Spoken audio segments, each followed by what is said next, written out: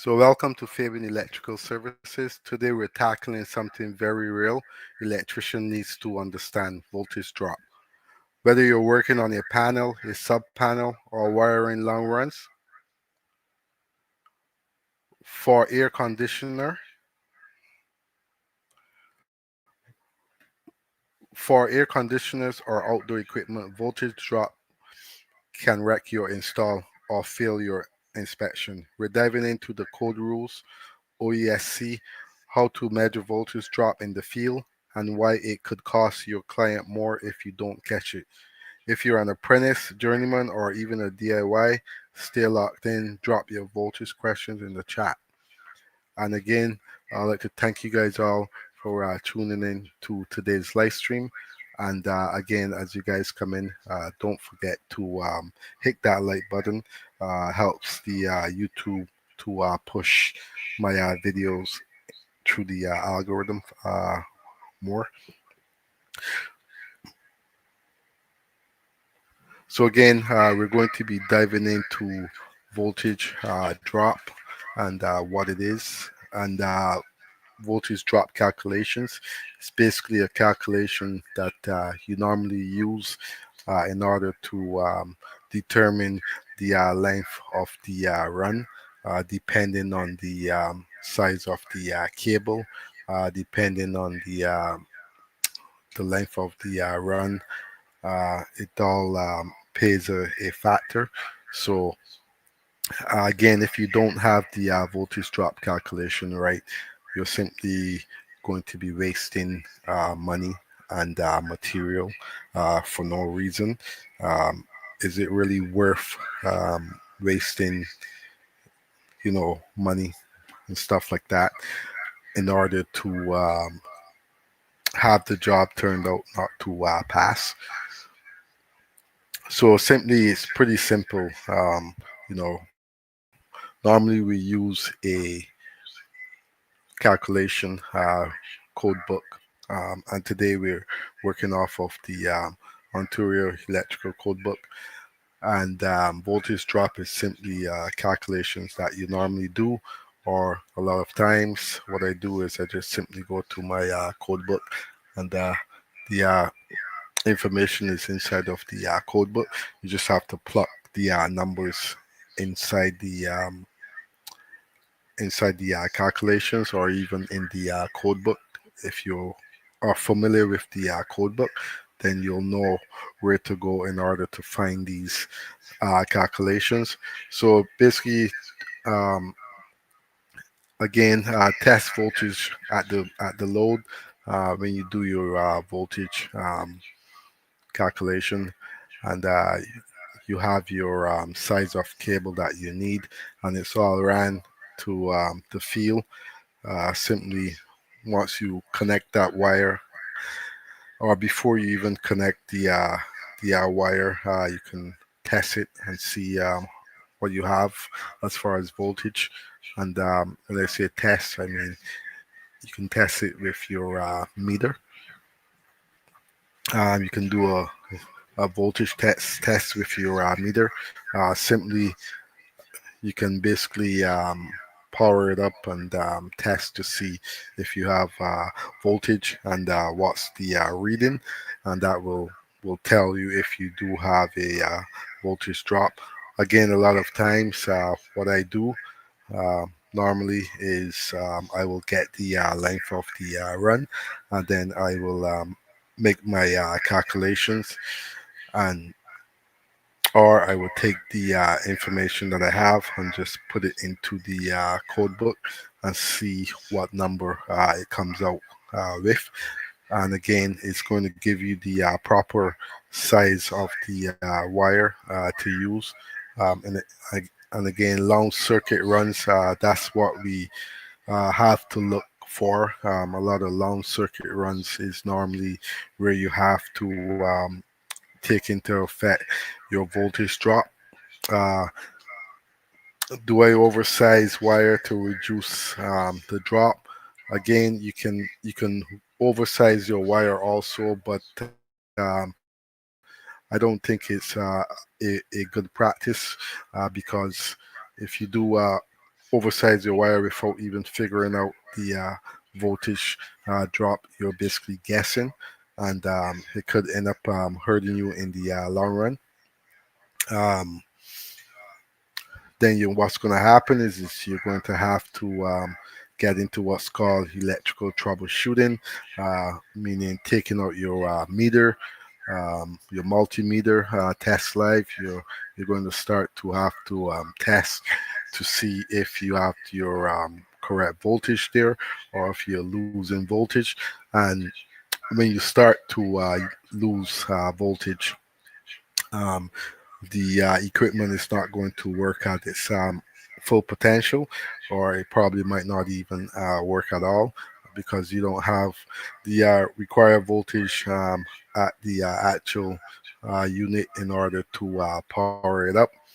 Um, so again, by achieving that, you simply do a voltage drop formula, and I'm going to pull up. I have something here on my screen here, so I'm going to this is a actually, you know what? I'm going to play one short video for a second here before I pull up the voltage drop information. Again, I'd like to thank you guys all for checking into the live stream and the continuous support of the channel. So I'm going to play one video here, and then I'm going to pull up that code rule that I have here with the voltage drop. Hey, and welcome back to the channel. I'd like to thank you guys all for tuning into today's video. And what we simply have here is we have a 400 amp electrical panel, and the installation is going to be the wires, the main feeders coming in, which is 400 amp for the 400 amp service. Again, these are 250 kcmil parallel feeds of cables that I'm running.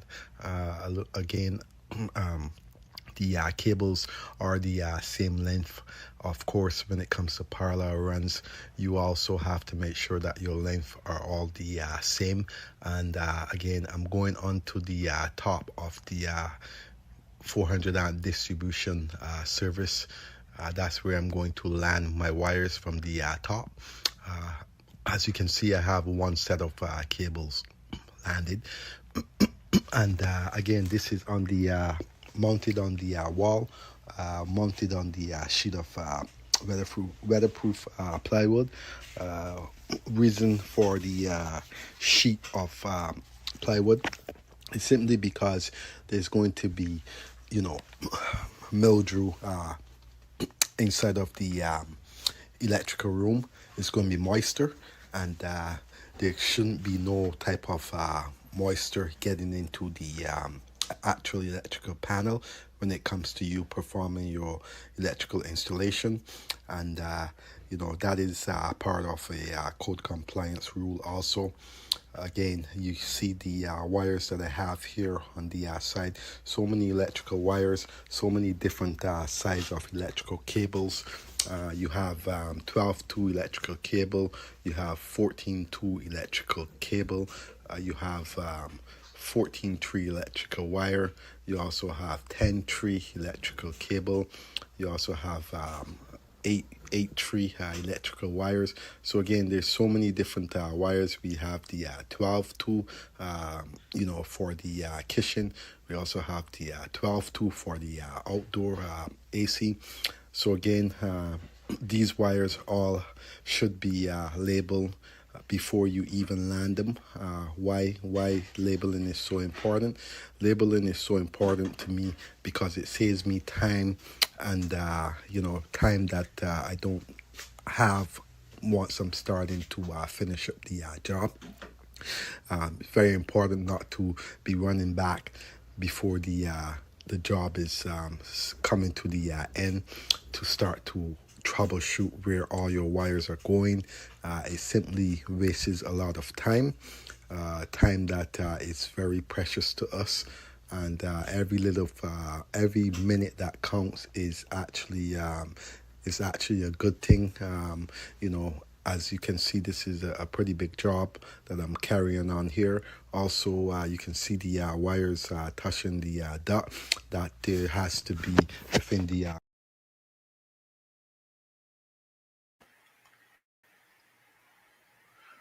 So again, hello and welcome back to Fabian Electrical Services Inc. I'd like to thank you guys all for tuning in to today's live stream. So I'm going to pull up this.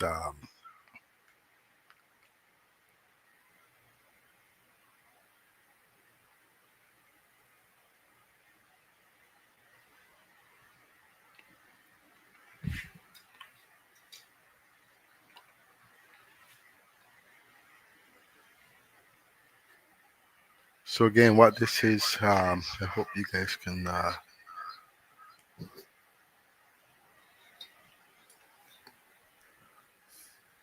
Okay. So again, what this is simply the code book of where I get my code rules, and again, this is the Ontario Electrical. So this is the OESC 2024 books that we go off of, Ontario Electrical Code that we use, um, Canadian Electrical Install, um, eSafe Inspector. Again, those are inspectors that's going to come out to verify the work that we're doing, and so again, you see on the top here, it simply says distance to center of distribution, and that's the top of the page there. I'm going to turn this a little, and it simply so this is for a 1% drop, and nominal is 120 volts to conductor. This is again for copper, and if you look here, you're going to see that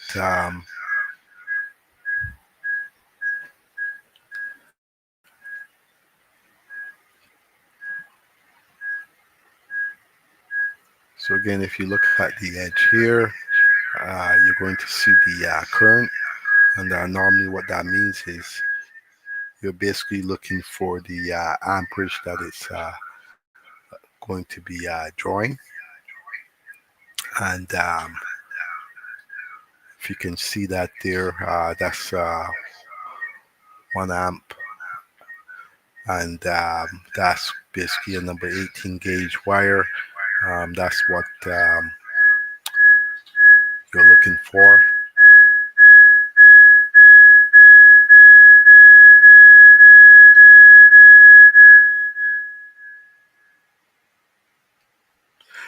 So again, this is welcome back to the channel. I'd like to thank you guys all for tuning in to Fabian Electrical Services Inc.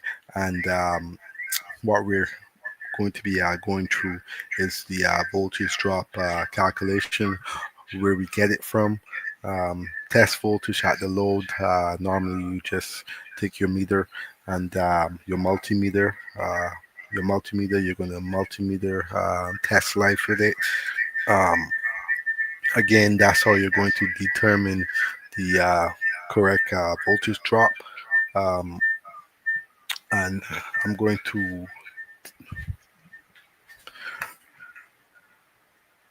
So again, we have different types of current here, and at the top is just the size of the wire, and below that is going to give you your amperage that you're going to be getting.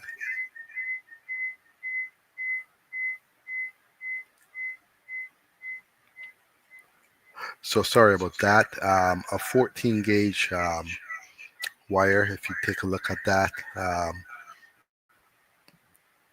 it's going to your measurements is basically 61.4, and it's going to give you 1 amp. So again, the more amperage you want now, you're going to see here is one that says 10 amps, and again, the more you increase your amperage, the bigger the wire is going to have to be. As you can see, you can still use number 18 for 10 amp, but it's a short run. And again, when it comes to voltage drop, we're looking for the it's the distance that we're looking for. The very long runs, it basically comes in long runs. Um, so again, how do we get to this? We simply can oversize the wire to reduce the drop.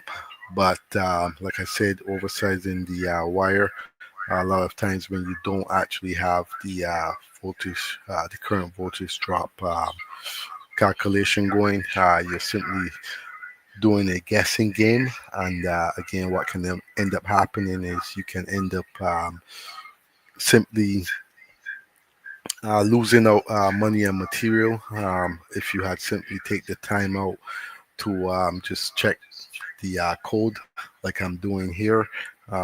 Again, we're working off of the Ontario Electrical Code, and how this is how we normally go about our voltage drop.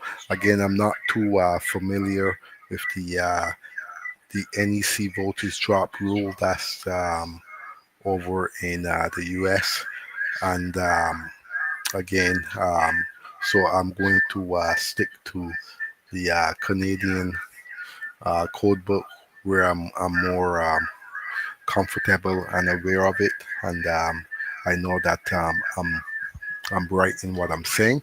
So again, like I said, the voltage drop is key in order to get the proper your proper long circuit runs.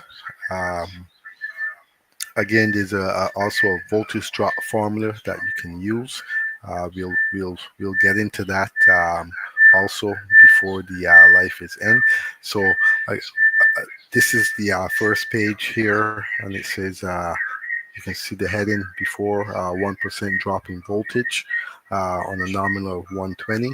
And again, this is copper conductor that we're using the code for.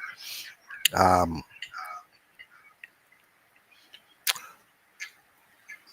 Again, if you look at the bottom here, you're going to see it's going to tell you some info. So this is normally how I go about using the code book. So I'm going to pull that down a little, hopefully, or maybe I have to go up. Sorry there.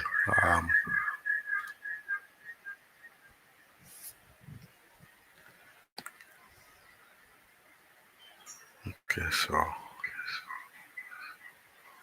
I'm going to come back down, and hopefully you can see that writing at the bottom.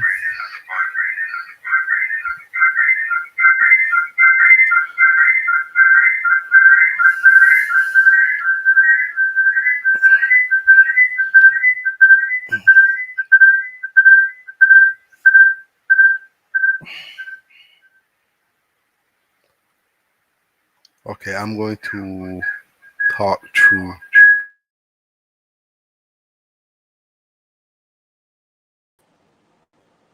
Okay, so this one might be a little bit better. And again, this is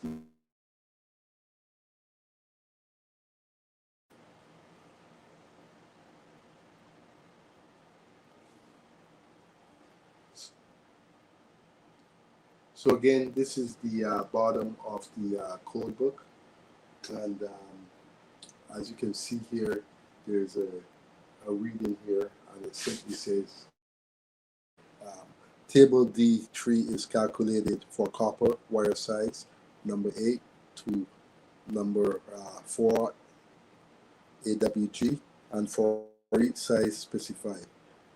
Gives the approximate distance in meters to the center of distribution measured along the conductor run for a 1% drop given current. With the conductor at a temperature of 60 degrees Celsius, inductive reactance has not been included because it is a function of conductor size and spacing. The distance for a 3% of 5 times the 1% voltage drop. So again, also you have to take into effect the temperature of the wire, and this is 60 degrees Celsius.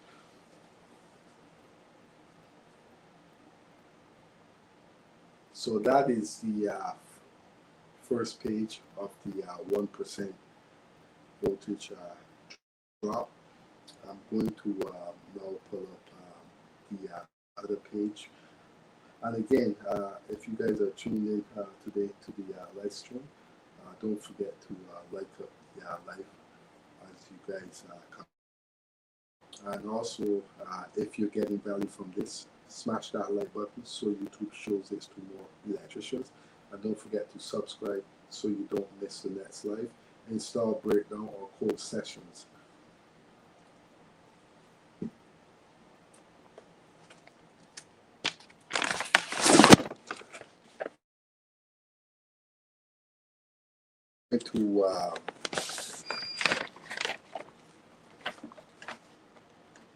So again, this is another page here. And again, these are the calculations that we normally use in order to get our voltage drop.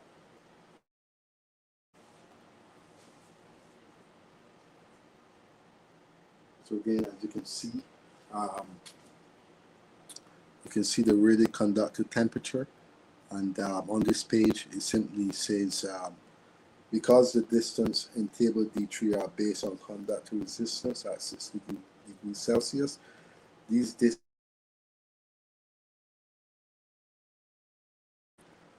by the correction factors used and the percentage load with respect to the allowance ampacity, where the calculation and the allowable ampacity fall between two columns. The factor in the higher percentage column shall be used. So it gives you the rated conductor temperature.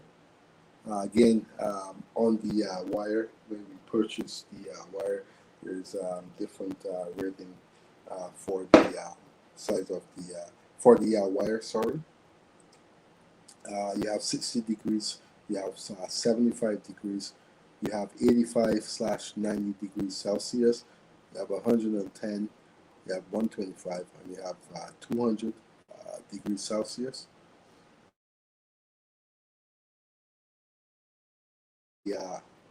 Certainly to the right, you're going to see that it tells you.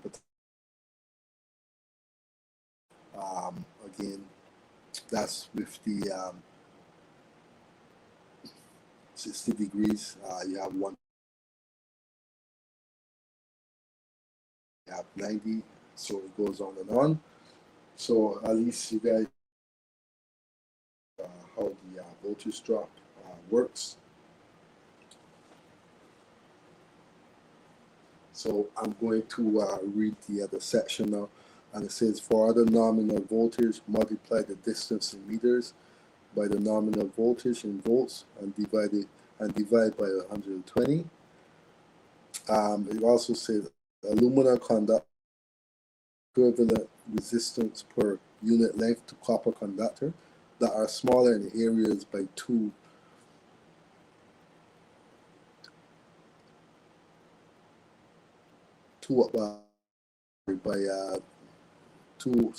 wire, 2-watt size. Table D3 may be used for aluminum conductor because of the relationship. And then it says for number 6, aluminum used WG copper in table D3. Similar for number 2-watt aluminum. Use the distance for number 1-watt copper. So it's basically telling you the difference between the aluminum and copper. Is telling you what to use as far as the tables goes when you're using aluminum. You go into the copper and you take the size that is given you there to use, and one when it comes to the proper voltage drop. So it goes on to say the distance or currents.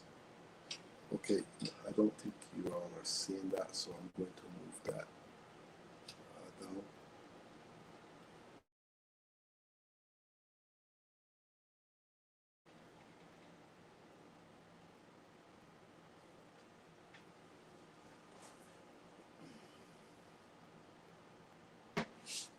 Okay.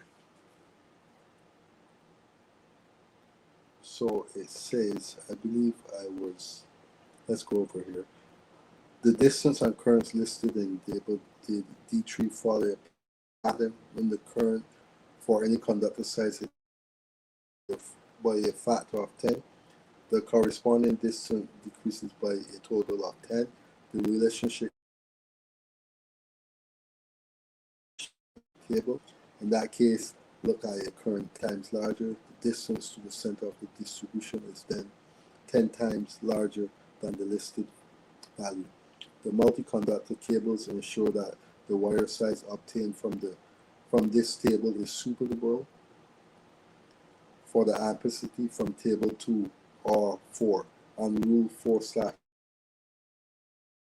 For currents intermediate to listed value, use the next highest current value. Example of the use of this table: consider a two-conductor circuit of number 12 copper NMD90 carrying 60 amps at a nominal of 240 volts on the maximum ambient of 30 degrees Celsius. So again, I'd like to thank you guys all for tuning in today's live stream. As you're tuned in to Fabian Electrical Services Inc. And we're simply going through the voltage drop and what it means to have the voltage drop proper. Again,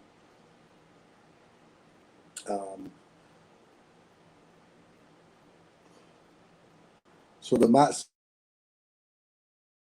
of the distribution to the load before exceeding a 3% voltage drop is as follows.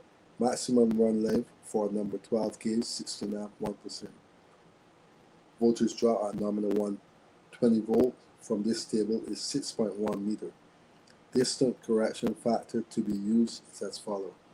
From table 2, allowable ampacity for a two conductor number 12 gauge NMD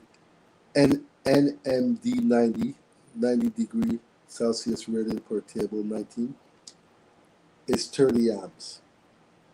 The given current is 16 amps or 56%, 16/30 of the allowable ampacity. The correction factor to be used from note 3, 85 to 90 degrees Celsius. Row 60% column is 1.04. The maximum run length is so again, this is what we call the voltage drop formula. This is what you're seeing. I'm going to actually don't believe you can see it, so I'm going to zoom in on it. Hopefully.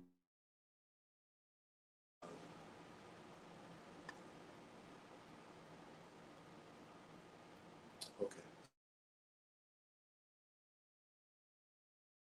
Better look at the formula that we use. Again, a lot of times we simply grab the information and we plug it in for ourselves. But this is the formula that we're using for the voltage drop.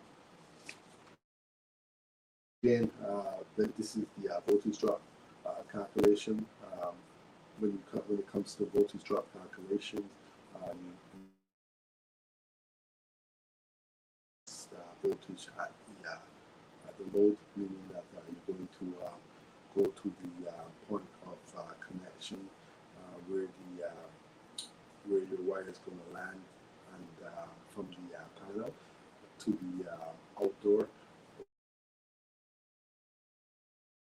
Test your voltage at the load.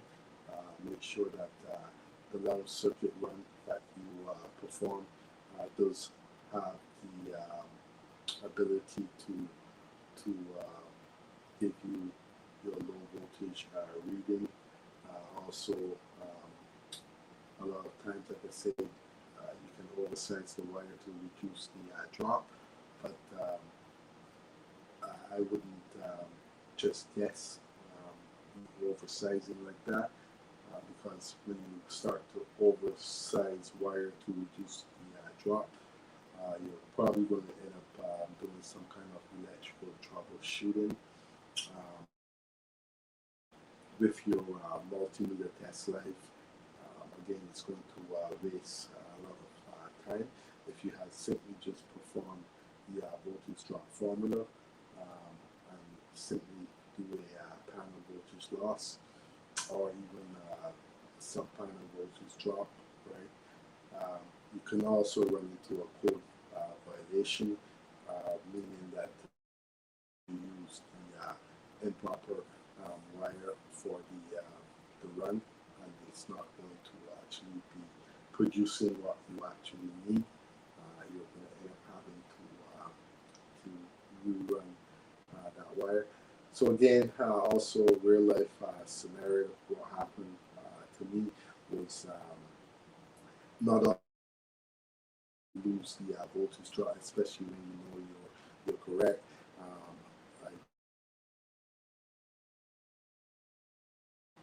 Everything was okay for the first 6 to 7 months, and the customer started to lose some type of power,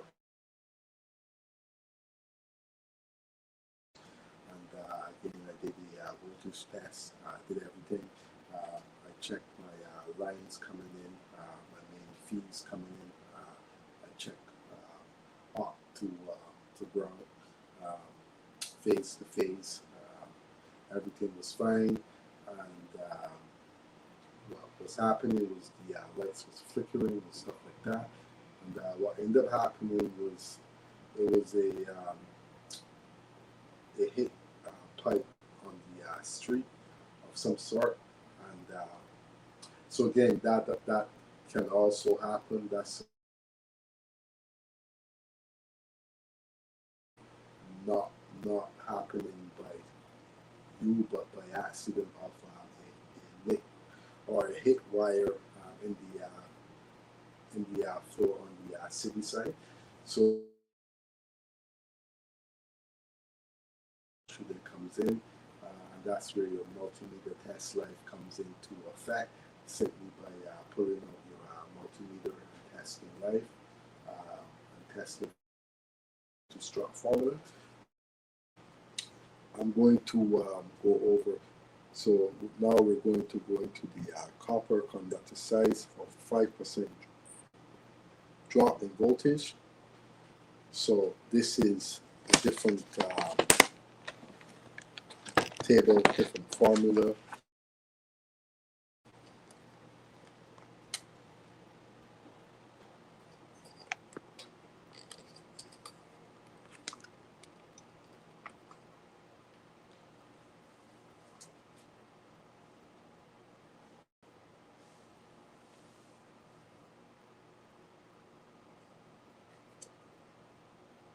So again, this is the heading is copper, and it says copper conductor size for 5% drop in voltage on 6 volts /2 conductor. And again, I was a long time ago. I had one of my subscribers that's clear about it. And hopefully you catch the live on the replay. It's been a while since you requested it, but hopefully you do catch the live on the replay, and this will help you.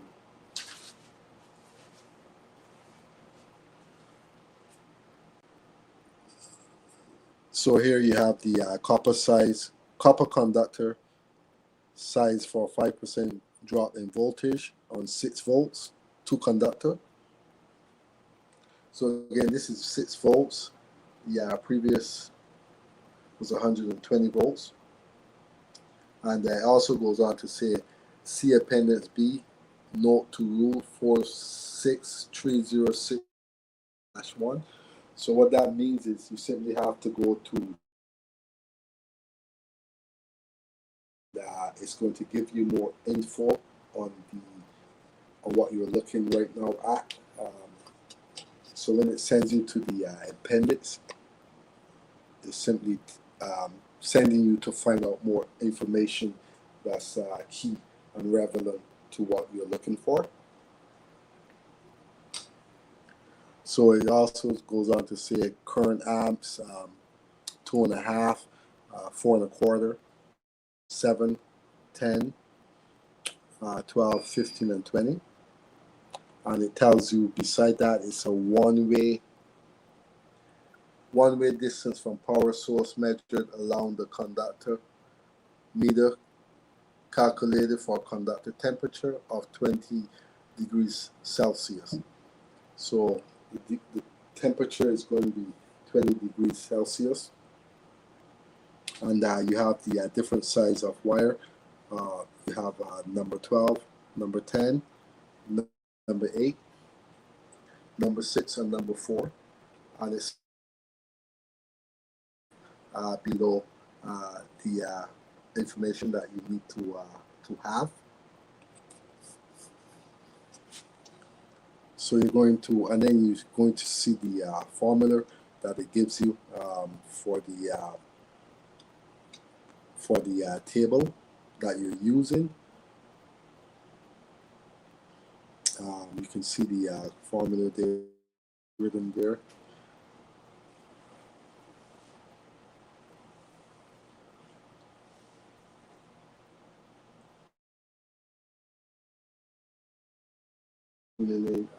Today's live stream, and you're tuned into Fabian Electrical Services,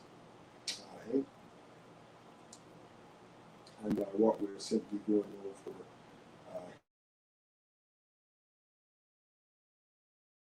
drop calculation. We've already been through the voltage drop calculation for the previous page, which was on the 120 volts. We also covered the long circuit run, explaining how to go about it. We also covered the oversized wire to reduce the drop. There are a lot of people will oversize the wire. Again, when it comes to me, I don't believe in guessing. You can guess, and then you're going to end up losing out on money and material, which you're probably going to have to use on another project. Also, it's going to, you're going to end up doing lots of electrical troubleshooting. So again, right now what we're going into is low voltage reading. Again, this is the voltage, as you can see, is 6 volts. It's not a lot, and there is the voltage drop formula that you can see on the. I'm going to actually put. I don't think you see the formula that is used for it. So again, if you're getting value from this, smash that like button so YouTube shows it to more electricians. And don't forget to subscribe so you don't miss the next live install breakdown and code sessions. So again, this is the the calculations that you normally use for the low voltage drop. It's called a voltage drop calculation.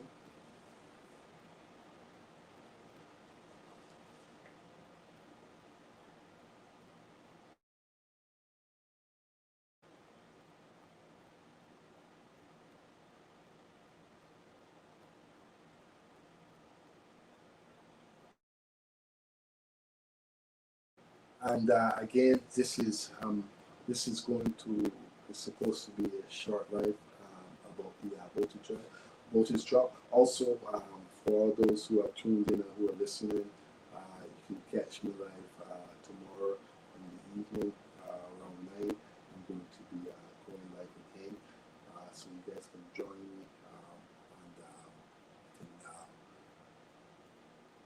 and go over the code rules. You guys can drop your in the comment section telling me what code rules you have most problems with.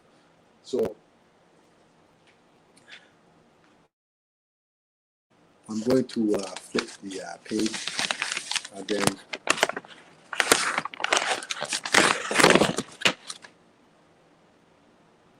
Okay, so that is it for the voltage drop. What I'm going to do is I'm going to run a quick video before I get.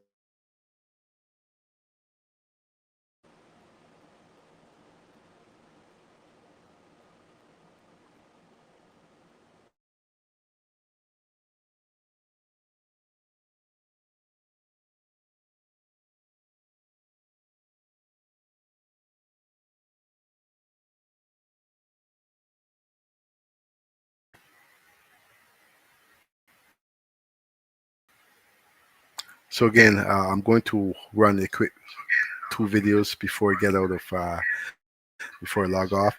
I would like to thank you guys all for tuning in. Put up a video here. So hello again and welcome back to Fabian Electrical Services. I'd like to thank you guys all for tuning in to today's video. So let's dive right into it. What I'm doing today is going to be an installation. It's going to be the installation of the 400 amp disconnect. The disconnect is mounted already, and what I use for the installation is simply bolts.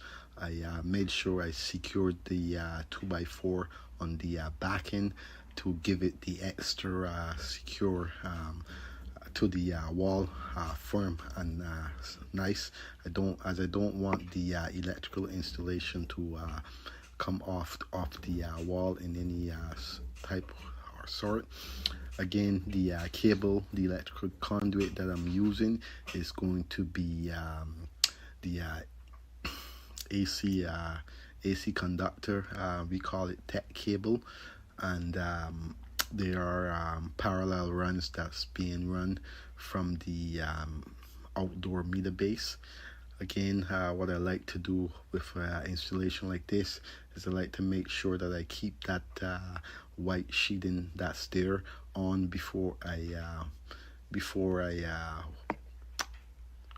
I like to keep it on once I land my conductors inside of the panel. I'm going to remove that white sheeting. I also make sure to put my ground bushing on first. This installation is going to come with the ground bushing connection. Reason being is the ground wire has to be grounded off to the actual ground clamp. Ground connection has to be grounded off. I have to make sure that, as you can see in the on the left hand side, you're going to see the other installation. You're going to see my wire is grounded off onto the ground bushing. It is in code compliance. It is a code rule that states that. It is inside of the electrical code book, where you would find it. You just have to search. And again, if for all those who are pretty interested in the video, all the apprentices out there, all the journeymans, all the master electricians, DIY guys, homeowners, if you ever need to find out a code rule and you simply cannot find it, you can simply leave a comment in the comment section, and I would guide you through the process. So again, the installation reason that the disconnect is here and not the 400 amp panel is because of the code rule that states anything that's within 5 feet of the electrical panel of the meter base shall have a installation of the panel right away. But when it comes to any installation, electrical installation, that's more than 5 feet away from the actual electrical disconnect that's located outside of the home, it has to have a means of disconnect. So the main electrical 400 amp panel is located inside of the electrical room, inside of the basement of the home, and it's more than 40 feet away from the meter base. So the reason is I have to install my disconnect per code to stay within my electrical code compliance. So as you can see, the reason why I stated that I like to keep the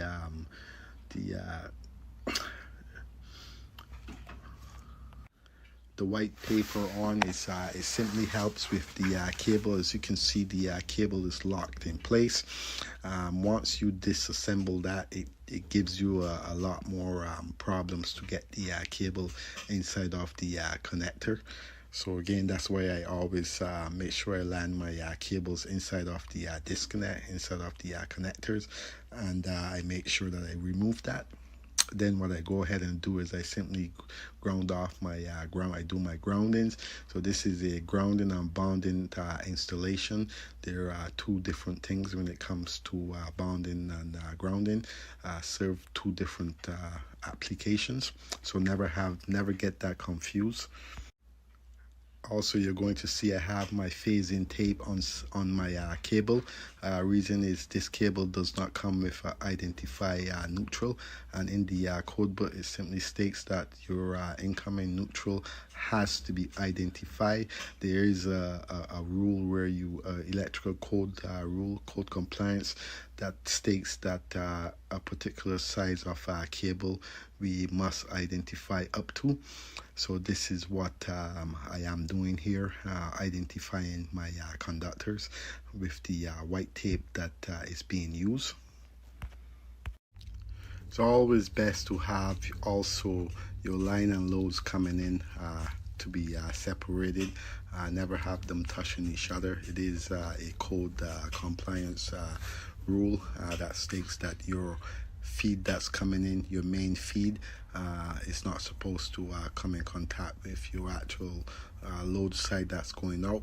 So for this reason, you're going to see the installation. I'm also going to be using my flat screwdrivers, Robbie screwdriver.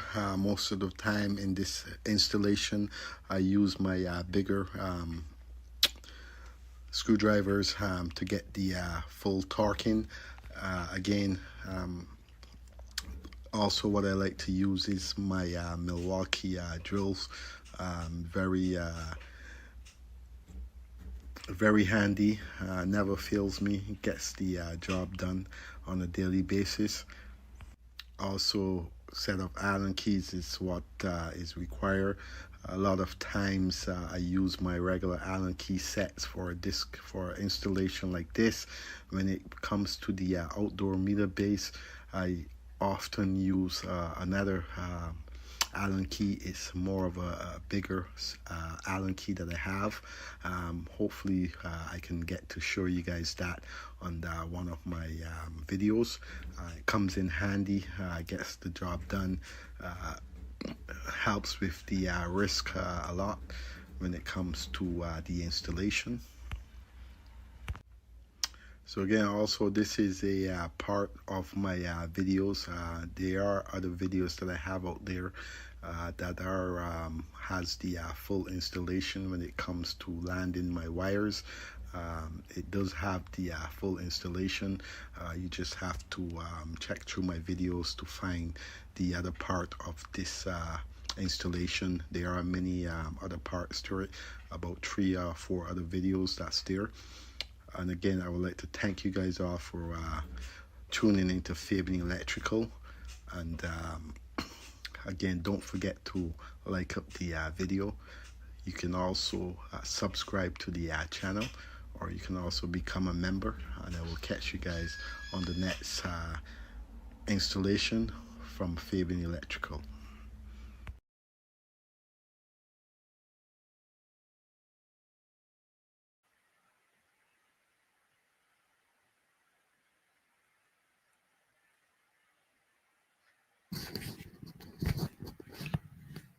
So again, hello and welcome back to the channel. I'd like to thank you guys all for tuning into Fabian Electrical Services Inc. And again, today's live stream main topic was voltage drop and voltage drop calculations. We went over the voltage drop calculations. We also test the voltage. We went over test voltage at the load, what's done, what you use, long circuit runs. Basically, what a long circuit run is from one end to the other is probably more than 150 feet.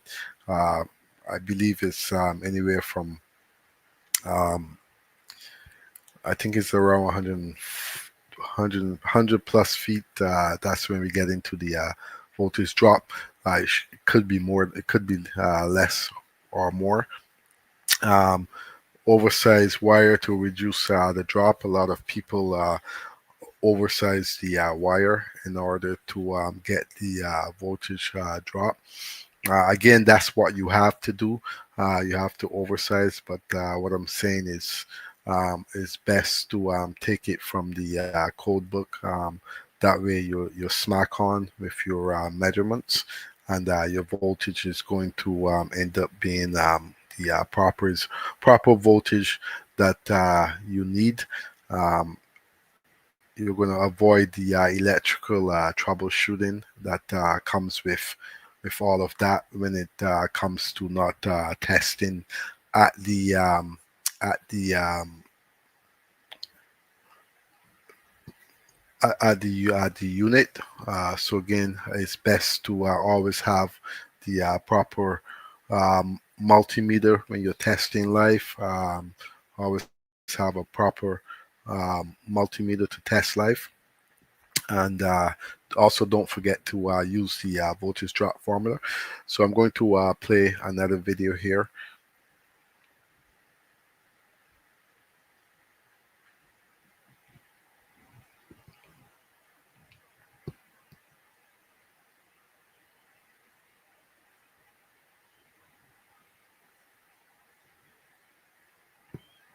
So again, what this is simply the removal of a 100 amp electrical panel. It's a service changeout from 100 to 100. Simply the same panel changing out. And again, this panel is an older panel, and the reason for swapping out this panel was simply because the panel itself was older and it needed to be swapped out in order to accommodate the extra circuits that I have there. Also, when it comes to an older panel, you cannot use, depending on which panel it is, the name of the panel, you cannot use the tandem breakers because they don't have any tandem breakers for a panel like this. What a tandem breaker is simply a space saver that allows you to add more breakers inside of the panel while using the space saver breakers. And what a space saver breaker is simply it's an electrical breaker that we use to create more space in the panel. We simply, for instance, if your panel is filled up, which it is a code violation because you're supposed to have at least 4 circuits free up once you're done an installation. Again, that's another thing to look out for when you're doing a service change. You're always supposed to have a couple circuits free up for future, not you're going to get a defect or you're going to get a ding on it. Um, so again, the space savers work fine for other panels such as Eaton panel, Siemens panel, Square D panel, Snyder panel, and so on. But for the older panel, like these ones don't accommodate a space saver. I don't remember the name of the panel off the back of my hand right now. I've worked with it so many times that simply don't remember it right now. But yes, this panel it doesn't give you any kind of options to have space savers. And if this panel had been able to have space savers, um, I wouldn't have had to change out the panel. But another reason why the panel was switched out, the 100 amp electrical panel was because these panels are a nuisance. And I remember another time I went to do a service call, and the customer had lost power on one side of the panel. Again, these panels are known to do that. So also when it comes to your panel, it's always best to make sure that you have the proper labeling at the panel. Make sure that, and again, this is another tool that I like to use. Pure 10 snips. They work great when it comes to doing stuff like that, or cutting metal in tight spots when you have to. They're great for that. Or another video, you would have seen me cutting open with the 10 snips to make a hole, kind of old-fashioned. Simply trace it out and make your first hole, and then you go from there when you don't have a hole saw on the job at the moment. So this video right here is simply going to be labeling, identifying the neutral conductor. Again, when it comes to identifying your conductor, you have to make sure that your neutral is identified at all times. Not is going to be a field inspection. Reason why it's not identified in this video is because of the type of electrical conduit that was used, electrical wire that was used. Actually, it's AC tech cable, we call it, that was used for the job. So in order to have our neutral, we have to make sure that it's identified. And how do we go about identifying the neutral conductor? You simply use white tape, which is a code rule, code compliance. What we use. It is in the Canadian code book and the Ontario code book and the OESC code book 2024. It's all in there. You just have to know how to find it. And again, for all those who are not too familiar with the code, if you do want to strengthen your code reading and stuff like that, you can simply follow me on Instagram. and leave a comment, or you can leave a comment in the community post on my YouTube channel.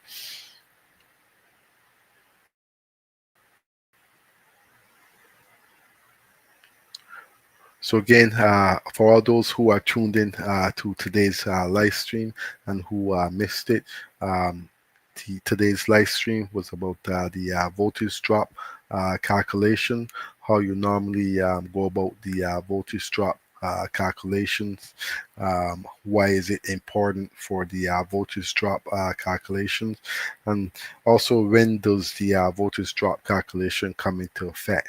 The voltage drop calculation comes into effect simply when you are having a longer run than expected. And again, I would have used the voltage drop calculation recently for a couple circuits that I have to pull, and ended up being I have a 20 amp and a 15 amp circuit, and the distance is quite a bit.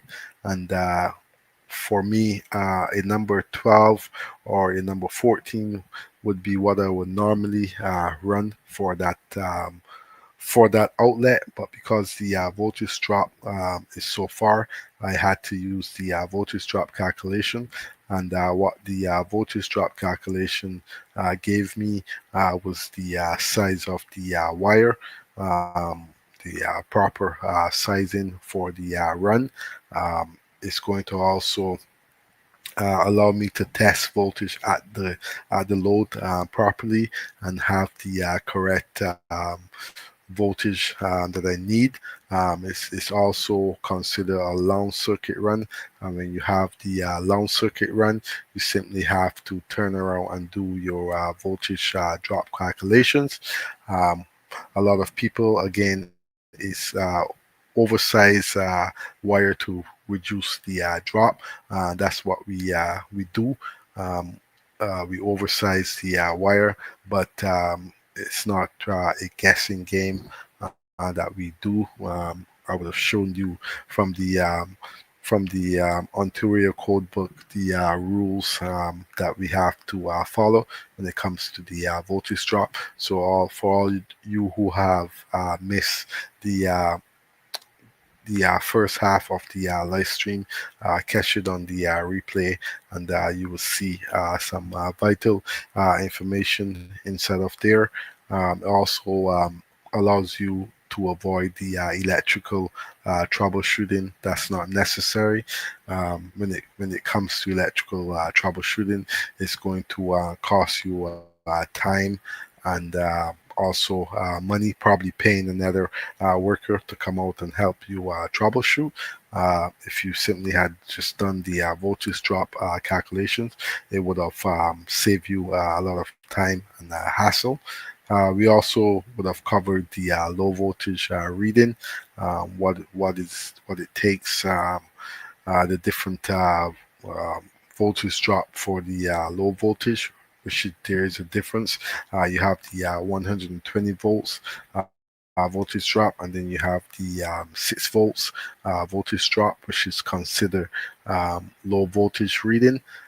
Also, we have covered multimeter test live, how you go about multimeter testing live, and I would have also pointed out a real life story that happened on the job where the voltage drop was lost, and I simply had to do a multimeter test live on the spot to see what was going on. Um, Again, how we get to the voltage drop calculation. I would have explained about the voltage drop formula for both of them. Again, there is a formula that we use once you have the correct number, the correct length of run, and the voltage that you're going to be using. You simply plug it into the voltage drop formula, or you simply just enter it into your code book. You look it up into your code book, your Ontario code book, or your Canadian Electrical Code Book. You simply look it up. Again, panel voltage loss is something that happens when, again, that real life scenario that I have, it was a panel voltage loss. Also, another real life situation I had with another panel voltage loss was simply the previous video that I just showed. What ended up happening was the customer lost voltage at the main. Um, so again, I had to do a multimeter test live, and to simply figure out what was going on by um, testing my phases, line to ground, phase to phase, testing out my neutrals also. So that's all inside of your multimeter test life when it comes to trying to figure out why you lost voltage. Um, Subpanel voltage circuits. Again, that's another subpanel voltage check is something that you also have to check on to make sure that you're not overloading the other panel, and you have the correct size of wire for the sub panel. Again, code violations also comes into effect when you don't actually do what you're supposed to do with the voltage drop. You end up you're going to end up not having the proper power at the unit that you need. It's going to end up just costing you a lot more money in the long run in order to figure out what was going on. And is it really worth the is it really worth it? I think it's not. um, it's just a lot of time uh, consuming, wasted time that you could have avoided with simply applying the voltage drop calculation, and also applying the voltage drop formula. So again, um, if you're getting value from this, smash that like button so YouTube shows it to more electricians. And don't forget to subscribe so you don't miss the next live install breakdown or code sessions. So again, this was just a quick live. So all right, crew, I hope this gave you a better understanding of voltage drop, what the code says, and how to test it properly. Whether you're using the NEC or OESC, this is a test you can't skip. Remember, protecting your client and your license starts with doing it right the first time. Thanks for tapping in. If you haven't already, hit that like button, subscribe, and turn on notifications. We go live every week with real world code talks. And again, I would like to thank you guys all for tuning in to today's live stream, and I will catch you guys on the next live.